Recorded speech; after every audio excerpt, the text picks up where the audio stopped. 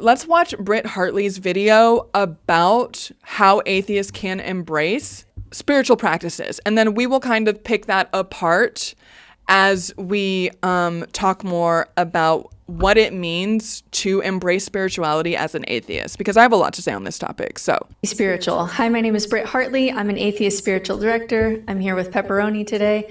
And right off the bat, just that title, atheist spiritual director, confuses people, because if you're atheist, then you'll probably say, why are you advocating for spirituality? Isn't that like the supernatural and spirit?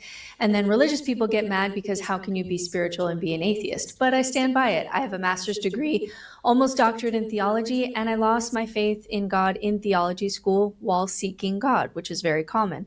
The more you actually read the Bible, the less you actually believe that it comes from God, because it gets very human and very messy rather quickly.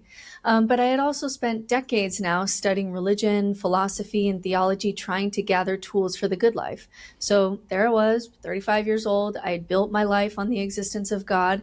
It was all of my knowledge. It was all of my schooling and experience. And then God died for me. So now what do I do?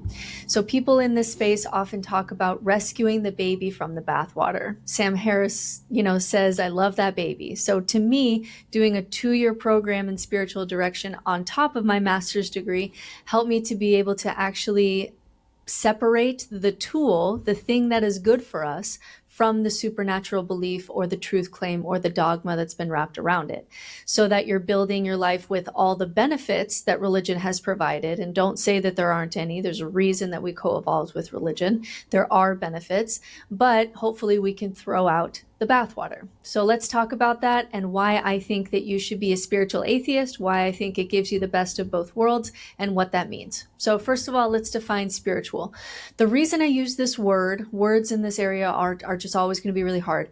But the reason that I use this word and not a secular word is because we don't really have a secular word for the umbrella of everything that spirituality covers. There's no way for me to say like connection, awe, ritual, meaning, purpose, love, community, art, inner work, all together in a word that also denies the supernatural. So because religion stole from everywhere for its own purposes, I think we should steal some of these words back, because at its core, spirituality just means connection.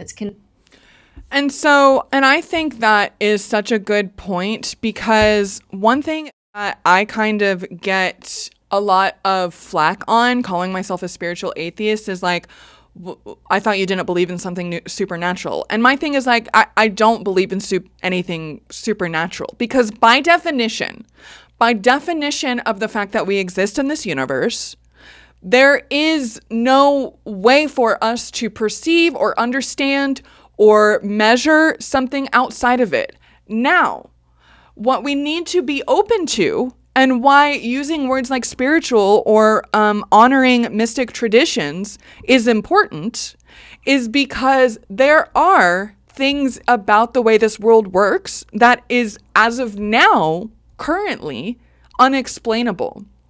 And that is a very difficult concept that I think for a lot of very materialist, reductionist, empirical evidence-based thought patterns can struggle. Like very like staunch, I don't want to say like staunch atheists, but just the idea of not making any room for anything that we can't physically observe or measure is it's harmful. It's very harmful, because that is not a way, that does not provide meaning or purpose. And right now I'm actually reading Man's Search for Meaning by Viktor Frankl. This is the book that I'm reading right now. And for those of you who've never heard of this, Viktor Frankl was a prisoner in the concentration camps during World War II. He served in, I don't know if served is an appropriate word, but he was in Auschwitz for a time. He was in a few of the other camps as well. And his life's work has to do with this term called logotherapy. I think that's the right pronunciation. He proposes that without a sense of purpose or meaning, which is self-defined and malleable moment to moment, without a sense of purpose or meaning, man as in humanity, loses their will to live. And it's a very powerful read. I definitely recommend it.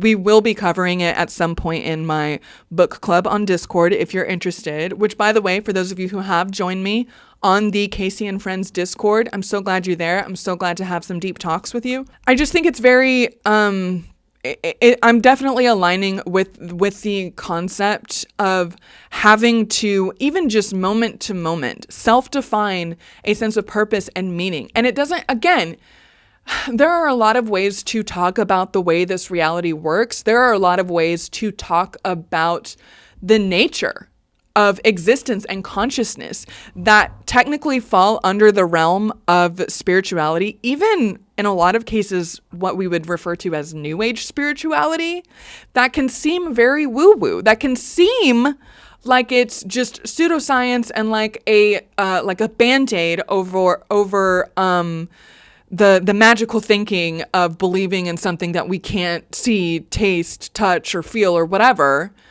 But the reality is that there are things that matter and things that are real that we can't perceive and measure. Also, science is still, like, every time we make a scientific advancement, it really just leads us to realize that we know even less than we will ever know. Do you understand? And I talk about the mind-body connection. The mind-body connection was considered pseudoscience. Okay, but how many times do we talk about how if you're super stressed, it could result in an ulcer, or like I have this tension in my shoulder that I know when it really acts up, it's because I'm doing too much and I'm not letting myself rest and I'm too tense, right? The mind-body connection finally got enough credit for scientific authorities to do official research, and now we have this entire field exploring the mind-body connection. Okay, and I talk about how I use chakra work, like I work with my chakras, and I don't care what's going on behind the scenes. Like, obviously, I don't look down and literally see like a yellow solar plexus field of energy around my midsection, but thinking about it and imagining it and using the affirmations associated specifically with your solar plexus chakra has helped me. And I think that a lot of these, what would be considered spiritual tools, are just so easily dismissed by a lot of people who have deconstructed from high demand religion. And that's totally justifiable. That is totally justifiable because we're so, and I've been like this too. It is so scary for me to be like, I don't want to fall into another trap of believing in bullshit.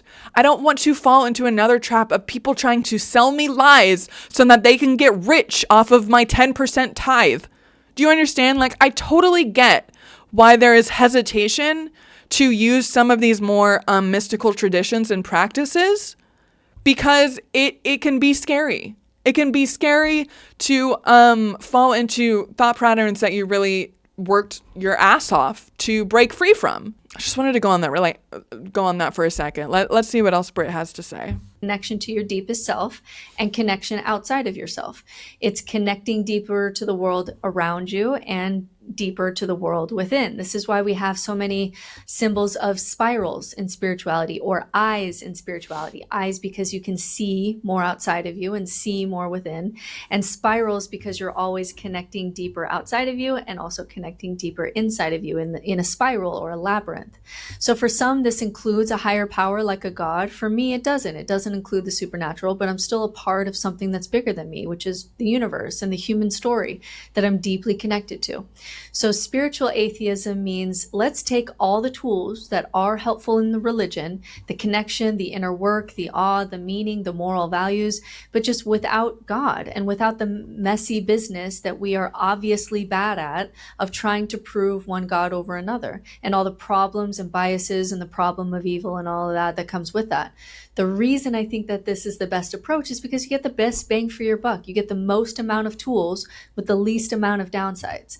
Like if I subscribe to Mormonism, for example, I would get on a platter the second I walked in the door: community, story, meaning, awe, moral education, raising children, community, transcendent experience, Yeah, one of the like most heartbreaking parts about walking away from organized religion is the loss of community. And Britt Hartley does talk about this a lot, and it is very much like something that I'm trying to figure out too. But yeah, it's totally understandable to feel super lonely when you walk away from religion, but there it is. Ritual, but there's a high cost. I'm going to pay 10% of my income to this church that has, billions of dollars. None of that is going to go to the poor. I have to obey my husband as the priesthood leader of my home. I have to keep my mouth shut. I have to sacrifice my authenticity to kind of fit in the box of like Mormon woman. I have to cover my body because I'm responsible for men's thoughts. I have to do all the invisible labor to keep the church going. And then there's just also a lot of spiritual bypassing going on that really is going to inhibit my human development. If you don't like confrontation, you just say, oh, I feel Satan here, so I'm not going to engage. Or if you feel a bad feeling, you're told from the time you're a little child to just like put on a smile and just like repress that. Or if you don't want to think too hard about something, you just get to obey someone else. Like, oh, they did the thinking for me. And if you don't want to go through the process of grieving and feel your feelings, then just go to a Mormon funeral and we'll all imagine together that that person is in heaven so that we don't have to process hard things. So as a Mormon, I would also be more prone to conspiracy thinking, more prone to us versus them thinking, more prone to black and white thinking, because that's how your brain is formed. And all of that is going to inhibit my growth as a human. So spiritual atheism says, what are the things that science shows is good for us, which is why this is sometimes called just the science of happiness or spicy psychology. And how do we access those tools with as little dogma and truth claims and nonsense as possible? And that's how you get the best of both worlds.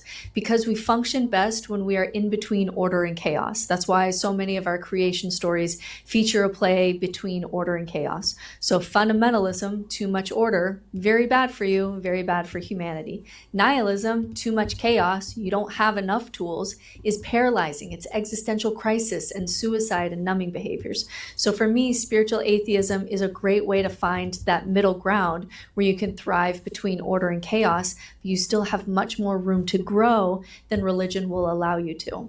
So how did religion become beneficial, and how do we kind of extricate these tools as an atheist? So we've all laughed at these videos where she pretends to be inanimate things. If you haven't seen her videos, she'll like pretend to be a toaster, or she'll pretend to be a printer. And it's hilarious. She's a national treasure. But this is also explaining the basis of our religion. It's called hyperactive agency detection, and it's essentially our best theory for why we're so superstitious by nature. Which I highlighted, that's one of the quotes from her book that she talks about. The human adaptive decision-making theory is one of the theories attempting to explain the prevalence of superstitions and supernatural beliefs among humans. It suggests that supernatural thinking may have been adaptive for human ancestors in dealing with uncertainty and making decisions in a complex and unpredictable environment. The HAD theory proposes that humans develop a tendency to perceive patterns and agency in events around them as a way to make sense of a world that is filled with uncertainties. I would love to get into some of these quotes from her book, and this is what I was talking about earlier. There are gems of wisdom underneath the power structures that attempt over and over again to, across history, to claim a monopoly. And again, this is kind of like what she was talking about with not throwing the baby out with the bathwater. And that's like, that can be such a challenging process for people who have so much religious trauma. Bro, me too. Do you know? Like, me too. I have a ton of religious trauma, and it's hard. But okay, let's keep watching this video. It's our ability to imagine agency on things that don't have agency. This is why Disney can imagine cars being people, or animals talking, or toys that are alive. And we are all on board with this because we have this tendency to be able to put agency onto things that don't have agency. So Male Rights USA on my Twitch stream, I know that you chat things sometimes just to piss me off, and Male Rights USA says all wives obey the husband. I know you're doing that just to piss me off, but I promise you, husbands are happier when they submit to their wives. And if I'm not even going to get into that rant right now, but I promise you it's true, bro. I promise you. Y'all can look at my other YouTube videos. I'm not getting into it now, but I know you just did that to stir the pot. I see you. I'm watching you. You better watch it. Even without brainwashing, we will create supernatural explanations for things. We are the descendants of ancestors who had overactive imaginations when there was a rustle in the bushes. The ones that thought that's probably nothing or that's probably just the wind died. The ones that thought that's probably a lion lived. And the evolutionary benefit got oversimplified or overplayed. So when we walked by a tree and had a thought that ended up coming true, then that tree is sacred and it's magical, and because it's mysterious where thoughts come from at all. And so we need to make an offering to it. And now that tree is part of our religion.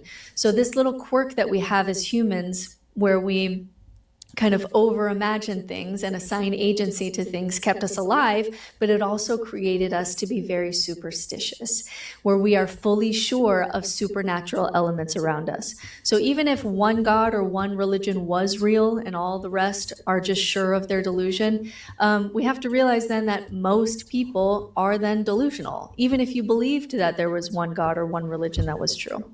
And so the interesting side effect to being on guard and being imaginative as early humans is it incentivized us towards superstition. And when we were small tribes, maybe that was good to share that delusion, because it created shared myths and that supported stronger communal bonds that were good for us. But now in the modern world, our delusions are bumping into each other and we can't converge on any kind of shared reality, and that is a big problem. So over time, this hyperactive agency detection bias started packing more and more things into it. It became a vessel. Religions are a vessel for essentially every single human fear and every single human need. So all of these studies that show that religion is good for you or good for society, or there's even evidence that people over COVID did better if they had religion, it's not because of the beliefs. The beliefs don't matter. The beliefs all contradict each other. The beliefs are just the shared myth that creates the vessel, and the stuff in the vessel can be good for us. I always talk about, and I've said this for years, even before I really studied like what I actually believe, I have always said that the belief itself is always more powerful than the object of one's belief. Even if you believe in this all-knowing, all-powerful, omniscient God, your belief in that God is always more powerful than this supposed entity, because it is shaping everything about how you live your life. And this is even true, like in the sense of, like, for someone who believes they can fly, someone who believes they can fly so strongly that their belief overrides the reality that if they jump off a building, they're going to fall. Do you understand? Like, beliefs are always more powerful than the object of one's belief, which is why I think it is so important for me personally to fall back on the reality that I am constantly creating my own reality. My beliefs are more powerful than what I'm seeing. And so it is up to me, it is my responsibility to fine tune my beliefs as I evolve, as I grow, to align with the circumstances around me. Now, can our beliefs and our sense of purpose and meaning rise above the actual circumstances and perhaps the suffering that we're experiencing in this day-to-day? Yeah. But that goes to show that our beliefs, that we can decide, like, my suffering here on earth has a purpose. It doesn't actually matter whether or not that's true. If you believe it's true, it's going to give you a drive to get through the suffering. Does that make sense? I think maybe spirituality evolved from pattern recognition, and some patterns need to be imagined before they can be seen. Yeah, that's a really great way to put it, which is like a lot of manifestation culture, or when people are like, this is how you elevate your life, a lot of it has to do with visualization first. And that is a tried and true method of using the power of belief to bring something better or new or different into this physical reality. Like, I do buy into that, as much as I'm so fucking sick of manifestation girlies telling me to be delusional. Like, I haven't been delusional my whole goddamn life, bro.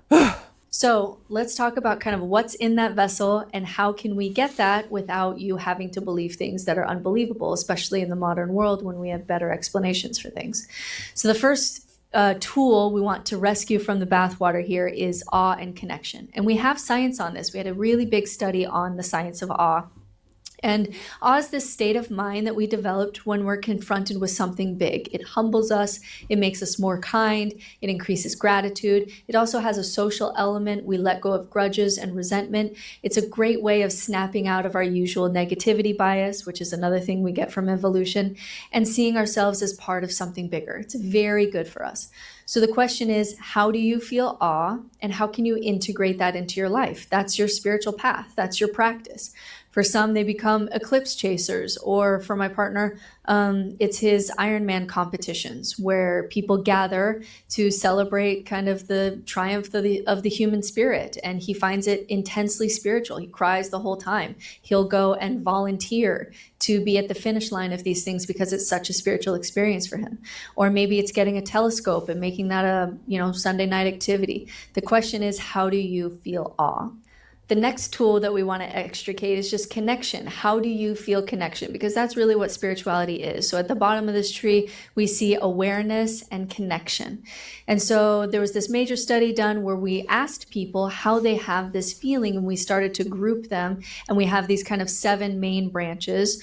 Of course, it can be more individual than this, but this was just kind of the main takeaways from this study of all the ways that people feel this. And people are familiar with like the meditation branch. Everybody feels like they should meditate. Oh, I should meditate. I should do visualization. I should do a loving kindness meditation. I should have a gratitude journal. People know that is spiritual, but there's this whole other part of the tree that we haven't even called spiritual that for a lot of people is their connection. And that was really freeing for me. So we have the creative branch, people who get into their flow state, whatever their creative state is. And that's what helps them to feel connected to others and also connected to themselves. People who are, even stand-up comedy can be this, music, singing, arts, poetry. Shout out to me. Sculpture. I mean, there's a lot of things that people are doing that is creative, that really is their spiritual practice, even if they haven't called it that. We have activism where there's, pilgrimage areas of social justice. There's work and volunteering, vigils, marches. And we know that for Gen Z, that political activism is one of their ways that they're becoming religious. It's how they have like an in-group and an us versus them. It starts to act like a religion.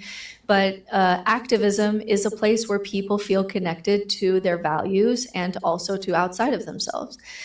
We have this relational branch, which I hate that men in religion, especially patriarchal religion, have looked down on. Why do you need to go out with your girlfriends? You need to stay home and read your scriptures and pray because that's more important. But for many people, that relational aspect really is their connection and their spiritual practice. Deep listening, storytelling, dialogue, podcasts. Podcasting for me, when I did podcasting with Bill Reel, I did it for about 2 years. It was a deeply, deeply spiritual practice for me to kind of work with something and prepare something and kind of talk things out in conversation. I felt very connected to the world outside of me and also very connected to myself. And I realized that writing and conversation and podcasts and girls' lunches and girls' text groups, that this is actually spiritual, even though nobody's called it that.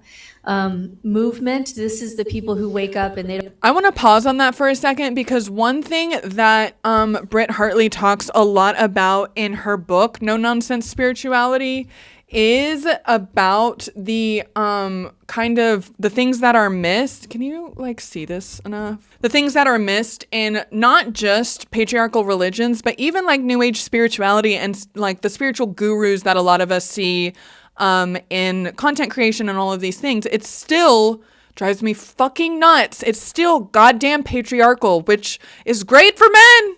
I mean, it's not that great for men because, as we'll see, if you can see this 4th quote that I have here, the demand for, no. The 3rd one, the one above that. Presently, there is a profound yearning for relational and mutually empowering feminine qualities throughout our society, which, good goddess, has to do with the loneliness epidemic, which I'm officially not using the term male loneliness epidemic anymore, because fuck that. Us women are just as lonely too. I haven't gone on a date in so long, it's disgusting.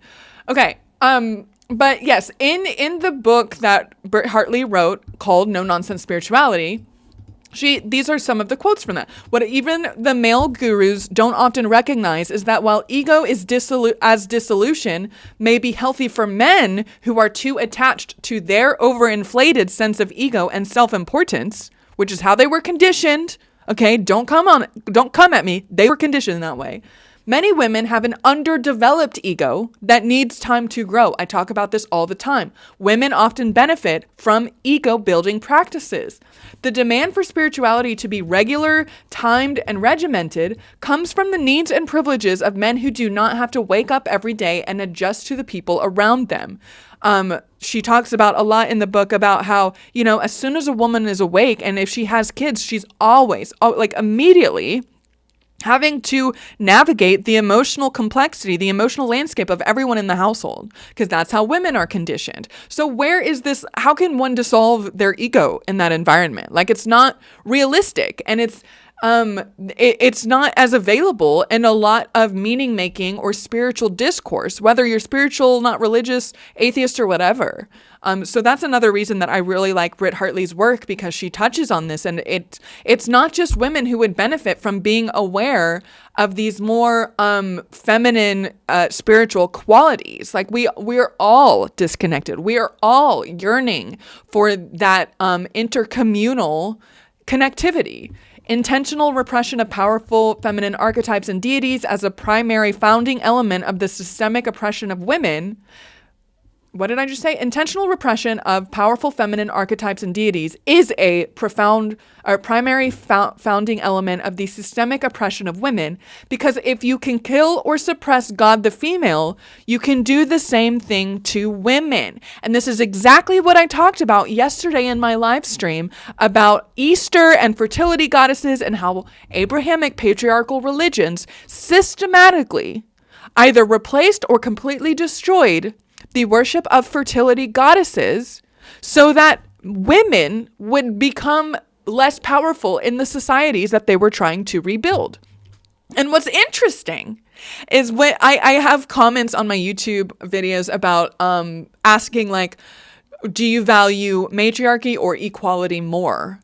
And as if to say that matriarchy would just be reverse patriarchy. And what is hilarious is because people are so used to patriarchy being based on the fundamental aspect of getting women to submit, they think that matriarchy is the reverse of that.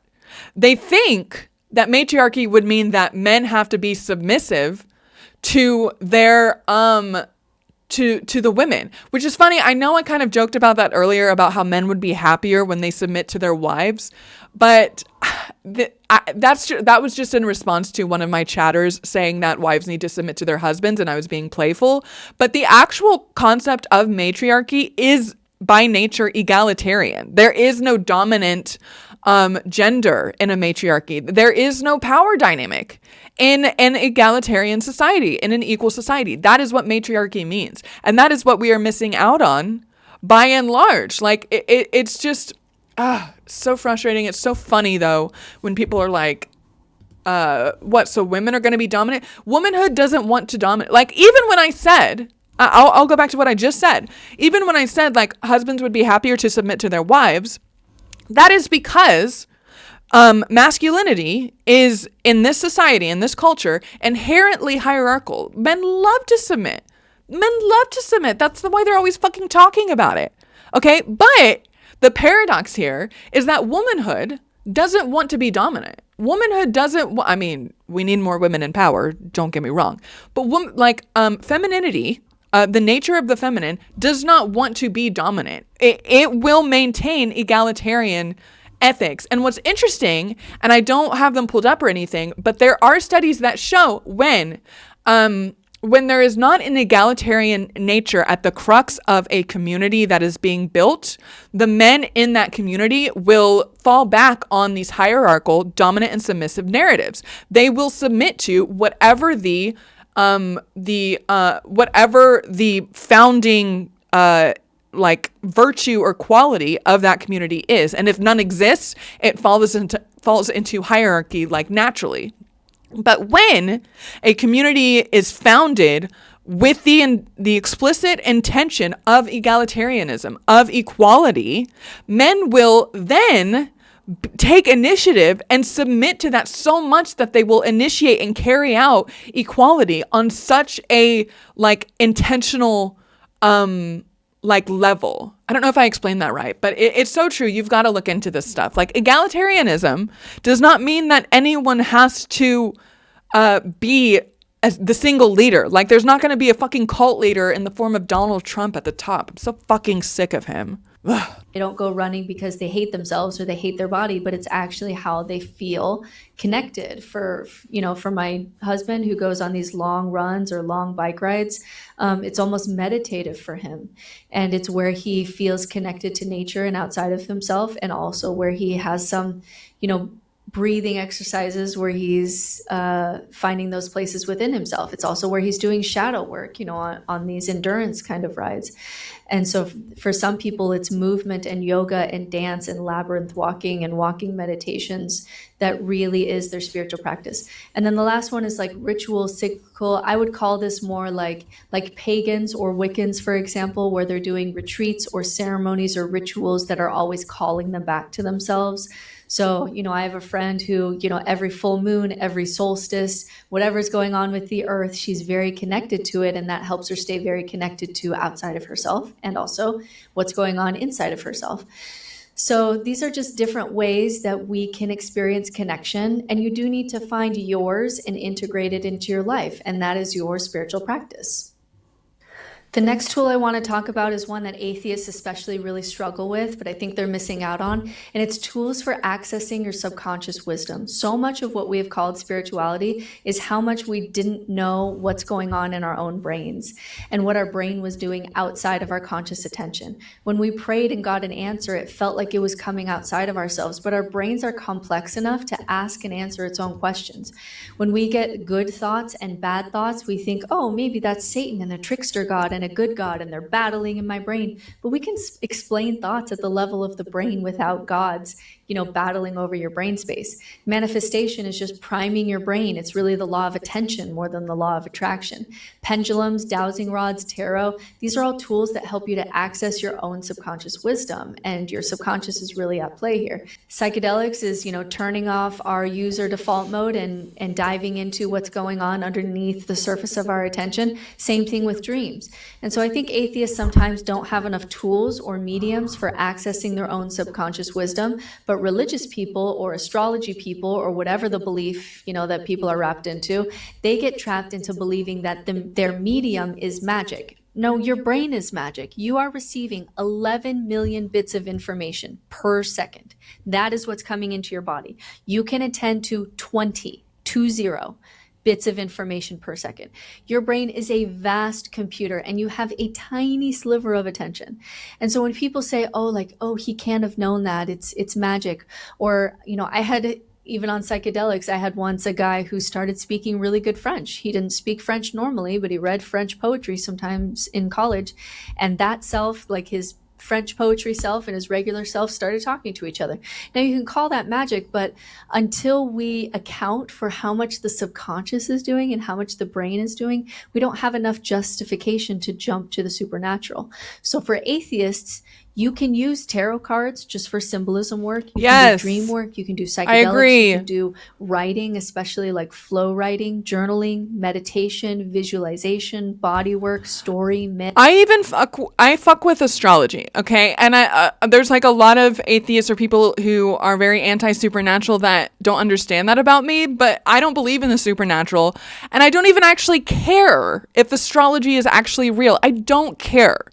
it's a useful tool, kind of like what Britt Hartley is talking about. Also, another element to spirituality that I refuse to back out, or that I refuse to back down on, is the fact that it's kind of like intertwined with girl culture, with womanhood in today's day and age. Like, I want to be part of the girls talking about their signs. Like, I don't fucking care if it's real. I don't care.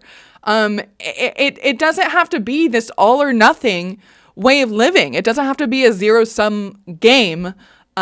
So yeah, just wanted to throw that out there. As Britt Hartley is saying, like, these can just be tools for us to navigate what is a scary fucking world, what is an intense fucking life, and way of living. So anyway. I've danced with Sufis. I've gone to pagan nights with witches. I've done labyrinth works. I've done retreats. I've done Enneagram work. I've done Jungian archetype work. I go to temples wherever I'm traveling. And you can get the benefits of all of these tools and mediums that just help you tap into what's going on underneath the surface of your attention without getting sucked into the dogma and truth claims. And we just simply appreciate the tool and the experience. The experience and the connection to your own brain gives us everything that we need, gives us that connection and those tools without getting sucked into the trap of biases when you start to believe that this is actually magic, or this is the real God, or astrology is actually real. And then you start only seeing the world that way because that's your bias, and that's Yes, exactly. And that's what I was kind of just saying. I don't care if it's real. As soon as I start to say either way, whether or not it's real, it loses the fun. First of all, Male Rights USA on Twitch says, Kayse, please do not bring up astrology on a first date. Fine, as long as whoever I'm with doesn't bring up gender roles. Like, okay. Hi, Michael Beverly. Good morning. Yes, I do start so early. I'm barely alive at this hour. As I was saying earlier, I know I'm insane. I get up super early. Also, what's really lame about getting up at 5 a.m. or 4 a.m. sometimes is that I go to bed at fucking 8 p.m. Like, I'm so lame. I know. But hello, welcome everyone. It's when you lose all objectivity and you just get sucked down whatever rabbit hole that you're in. And that's what we're trying to avoid, because eventually it's going to limit your ability to be flexible. It's going to limit your ability to grow. It's going to limit your ability to change because you're going to only see things based on what you're believing in. All right, the next tool that we want to extricate is morality. We want to focus on, instead of horizontal morality, which is this is moral because God said so, we want to do that vertical morality. I'm moral because this is the kind of world that I want to live in. Even if no one else is doing it, even if no one else is moral, this is the game that I want to play, even if no one else is. There is very strong evidence, scientific evidence, that living a moral life makes you happier. I also think that you can't truly have inner peace if you don't live a moral life. So for example, if as an atheist, I don't believe anything's going to happen after I die, I don't think there's going to be any consequences to my actions. If I had an opportunity to steal $1 million or fraud someone out of $1 million, and I knew for sure that I wouldn't get caught, I still wouldn't do it. And people ask why, like, you don't believe in God, like, why not take the money? Because if I bought a mansion with that $1 million, I would not be able to sit in that house and be at peace with myself. I would always have to be, I'd always have to have the TV on. I would always have to be on some kind of drug, my phone or some kind of actual drug, in order to be at peace with myself, because I would know that I wasn't acting in a way that I would want everyone to act. I know that I wouldn't be at peace with all the aspects of myself and my values. So even if I could get away with things, or even if God really isn't watching, living a moral life makes me happier internally. It also accounts for better relationships. It also puts my effort towards what I want the world to be, even if it's not that way. And all of that is really good for you. All of that is a part of the science of happiness.